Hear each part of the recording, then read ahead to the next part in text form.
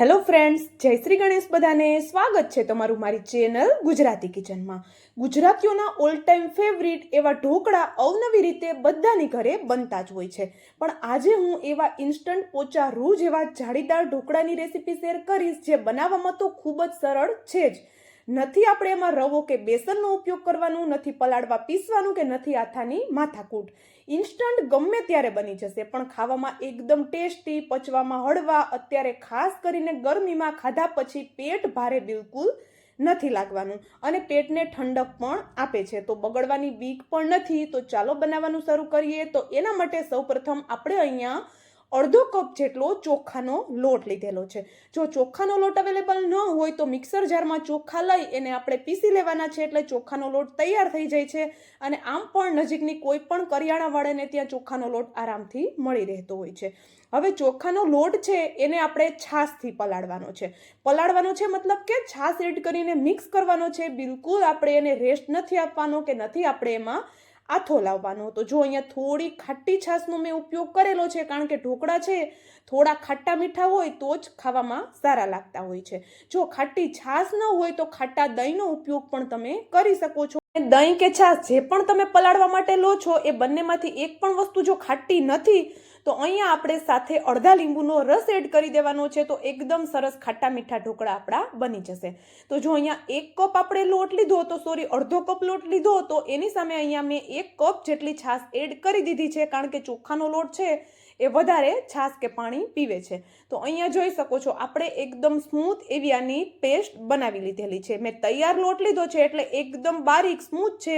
જો તમે ઘરે બનાવતા હોય તો લોટને થોડો દરદરો રાખવાનો છે, મતલબ કે ભાખરીના લોટ જેવો કકરો લોટ રાખશો તો પણ ઢોકળા એકદમ સરસ એવા બને છે એના. તો જો અહીંયા લોટ છે આપણો પલાળી દીધો, અને એને આપણે માત્ર 2 થી 3 મિનિટ માટે સાઈડમાં રાખી દઈએ, અને ત્યાં સુધીમાં આપણે અહીંયા એક નાનકડી તૈયારી કરી લઈએ. તો આપણે બાકીની તૈયારી કરીએ ત્યાં સુધી જ આપણે લોટને સાઈડમાં રાખવાનો છે. તો અહીંયા મેં એક નાનો ટુકડો દૂધીનો લીધો છે. અત્યારે હું એક પ્લેટ જ ઢોકળા બનાવું છું, તો એના માટે આટલી દૂધી ઇનફ રહેશે. તો જો અહીંયા જોઈ શકો છો એક નાનો ટુકડો દૂધીનો છે, અને દૂધી આપણે કુમળી લેવાની છે. દૂધીની ઉપરની આપણે છાલ હટાવી લઈએ, અને પછી દૂધીને આપણે એકદમ બારીક હોલવાળી ખમણીથી ખમણી લેવાની છે. દૂધીના લીધે આપણા ઢોકળા છે એકદમ પોચા રૂ જેવા અને બિલકુલ ગળે નહીં અટકે એવા બનશે. અને ઇન્સ્ટન્ટ બનાવશું ને તો પણ એકદમ સરસ એવા જાળીદાર બનશે.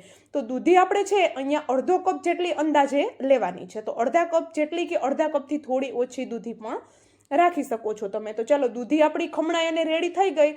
ત્યાં સુધીમાં આપણે જે પલાળ્યા હતા ચોખાનો લોટ, એ પણ હવે સરસ એવો થઈ ગયો છે. તો આપણે એમાં ખમણેલી દૂધી એડ કરી દેવાની છે. અને આ ઢોકળા ઇન્સ્ટન્ટ બનાવીએ છીએ અને ખાલી ચોખાના લોટથી બનાવીએ છીએ. એનો મતલબ એવો નથી કે ખાતી વખતે ગળે અટકશે અને કોરા કોરા લાગશે. આપણે એ રીતથી એને બનાવશું ને કે એકદમ પોચા રૂ જેવા તો બનશે જ, સાથે ગમે એટલો લાંબો સમય તમે એને રાખશો બિલકુલ એ કડક નથી થવાના, એકદમ પોચા રૂ જેવા જ બનેલા રહેશે. તો હવે એમાં થોડા મસાલા કરીએ. તો મસાલામાં વધારે કાંઈ નહીં, આપણે બારીક કટ કરેલા મરચાં એડ કરી દીધા, અને એક મુઠ્ઠી જેટલા ધાણા, અને થોડું આદું જેને આપણે ખમણીથી ખમણીને લીધેલું છે. તો અહીંયા મરચાં છે એને મેં એકદમ બારીક ટુકડા કરીને લીધેલા છે. એની જગ્યાએ તમે મરચાંની પેસ્ટ પણ લઈ શકો છો. પણ આવી રીતે જે ટુકડા હોય છે એ ખાતી વખતે જ્યારે ચાવવામાં આવે ત્યારે એનો ટેસ્ટ ખૂબ જ સરસ આવતો હોય છે. તો તમારી ચોઈસ છે કે મરચાં તમારે કેટલા અને કઈ રીતે એડ કરવા. તો જો અહીંયા આપણે સરસ એવું બધું મિક્સ કરી લીધું, અને હવે આપણે એમાં થોડો એવો મરીનો પાવડર એડ કરી દઈએ. આ મરીનો પાવડર છે એ મેં હલકો એવો જ અત્યારે એડ કર્યો છે, વધારે એડ નથી કર્યો.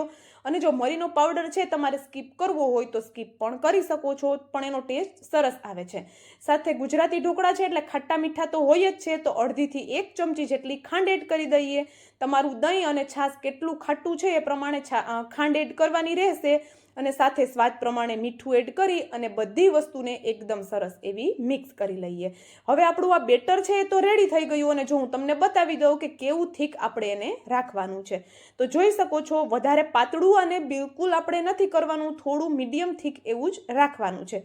વધારે ઘટ પણ નહીં અને એકદમ પાતળું પણ નહીં, એ રીતનું આપણે એને રેડી કરી લઈએ. અને અહીંયા હવે આપણે ઇન્સ્ટન્ટ બનાવીએ છીએ તો હું 2 ચપટી જેટલા માત્ર ખાવાના સોડા એડ કરું છું.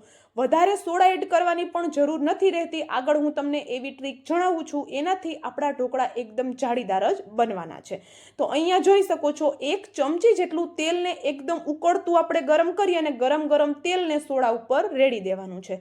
આ જે ગરમ તેલ છે, એક તો આપણા ઢોકળા છે સુકાયા પછી પણ એવા જ સોફ્ટ બન્યા રહેશે, બીજું ખાતી વખતે ગળે ડૂચડો નહીં વળે, અને સોડા ઉપર એડ કરશું એટલે ઓછા સોડા લેશું તો પણ સરસ એવા આપણા ઢોકળા જાળીદાર બનશે. અને જો હવે નજીકથી બતાવી દઉં કે આવું મીડિયમ થીક એવું આપણે બેટર રાખવાનું છે.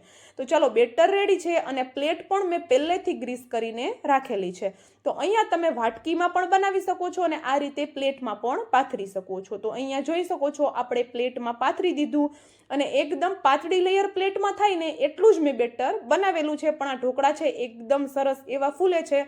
અને એક વખત જો આ રીતે તમે ઢોકળા ટ્રાય કરી લીધા તો જે વધારાની મહેનત તમે કરો છો ને ઢોકળા બનાવવાની, એ બિલકુલ નહીં કરો. પહેલી જ વારમાં પરફેક્ટ બનશે ને એવા પોચા રૂ જેવા અને ખાટા મીઠા બનશે કે તમે બાકીના બધા ઢોકળાની રેસીપી ભૂલી જશો. તો ચાલો ઉપરથી પણ થોડો મરીનો પાવડર સ્પ્રિંકલ કરી દીધો અને અહીંયા આપણે પાણી ઉકળવા માટે પહેલેથી રાખી દીધું હતું. તો આ રીતે કોઈ નીચે સ્ટેન્ડ રાખી ઉપરથી પ્લેટ રાખી દેવાની છે અને ઉપરથી કવર કરી બિલકુલ ખોલ્યા વગર 10 મિનિટ માટે આપણે એને હાઈ ગેસની ફ્લેમ પર થવા દેવાના છે. વચ્ચે ખોલી અને બિલકુલ ચેક નથી કરવાનું. હું મારા દરેક ઢોકળાની રેસીપીમાં કહું છું કે ઢોકળા ઘણા લોકોની ફરિયાદ હોય છે કે ઢોકળા ફૂલતા નથી. તો એનું કારણ એક એ પણ હોય છે કે તમે વારે ખોલીને ચેક કર્યા રાખો છો, એના લીધે પણ એ નથી ફૂલતા. તો ચાલો 10 મિનિટ પછી ખોલીને જોયું તો સરસ એવા ઢોકળા છે આપણા થઈ ગયા છે અને હલકા એવા મેં એને ઠંડા પણ કરી લીધા. તો ચાલો આવી રીતે આપણે એની કિનારીઓ છે એ છોડાવી લઈએ અને આપણે એમાં કટ લગાવી લઈએ. ઈદડા ભૂલાવે ને એવા ઢોકળા બને છે. તો ચોક્કસ એકવાર ટ્રાય કરજો. અને જો તમે અત્યાર સુધીનો વિડીયો જોઈ લીધો હોય, એમાં થોડું પણ કંઈક પસંદ આવ્યું હોય તો વિડીયોને લાઇક, શેર અને ચેનલ પર નવા હોય તો જલ્દીથી ચેનલને સબસ્ક્રાઇબ કરી દેજો. તો ચાલો ઢોકળા રેડી છે તો એનો આપણે વઘાર કરી લઈએ. તો વઘાર કરવા માટે 1 મોટી ચમચી જેટલું સિંગ તેલ એને આપણે સરસ એવું ગરમ કરી અડધી ચમચી જેટલી રાઈ એડ કરી દીધી. રાઈ સરસ એવી ફૂટી જાય એટલે હલકી એવી હિંગ એડ કરી અને મીઠા લીમડાના પાન એડ કરી દઈએ. અત્યારે મેં તલ એડ નથી કરેલા. જો તમારે તલ એડ કરવા હોય તો તમે તલ પણ એડ કરી શકો છો. તો વઘાર છે એકદમ સરસ એવો થઈ જાય, મીઠા લીમડાની સરસ એવી સુગંધ આવી જાય તેલમાં, એટલે આપણે આ રીતે વઘાર ઉપરથી રેડી દેવાનો છે. ગરમા ગરમ આ ઢોકળા તમે લસણની ચટણી સાથે સર્વ કરો, ગ્રીન ચટણી સાથે સર્વ કરો કે પછી ખજૂર આમલીની ચટણી સાથે સર્વ કરો, ખાવામાં ખૂબ જ ટેસ્ટી એવા લાગે છે. જો સિમ્પલ એવો ઢોકળાનો આપણે વઘાર પણ કરી લીધો અને જો અહીંયા હું તમને ઢોકળા બહાર કાઢીને પણ બતાવું છું. આ જે પીસીસ થયા છે ઢોકળાના, જોરદાર, જોઈને મોઢામાં પાણી આવી જાય ને એવા ઢોકળા બને છે અને ઓછી મહેનતે એકદમ જોરદાર સ્વાદ તમને મળવાનો છે. વધારે કોઈ ઝંઝટ વગર આ ઢોકળા એટલી સરળતાથી બને છે અને એ પણ બગડવાની બીક વગર બને છે. તો ચોક્કસ રેસીપી ટ્રાય કરજો. અને જો હું તમને એક પીસ બતાવું સાઈડમાંથી પણ એકદમ જાળીદાર અને નીચેની સાઈડથી પણ એટલી જ સરસ જાળીઓ પડેલી છે. તો આપણા અહીંયા એકદમ ઇન્સ્ટન્ટ ઇઝીવાળા ઢોકળા બનીને તૈયાર છે. તો તમને વિડીયો કેવો લાગ્યો એ મને કોમેન્ટ કરીને જરૂરથી જણાવી દેજો. તો ચાલો ઢોકળા તો આપણા રેડી છે. તો હવે મળશું આવા જ એક નવા વિડીયો સાથે. ત્યાં સુધી જય શ્રી ગણેશ બધાને, and thank you for watching.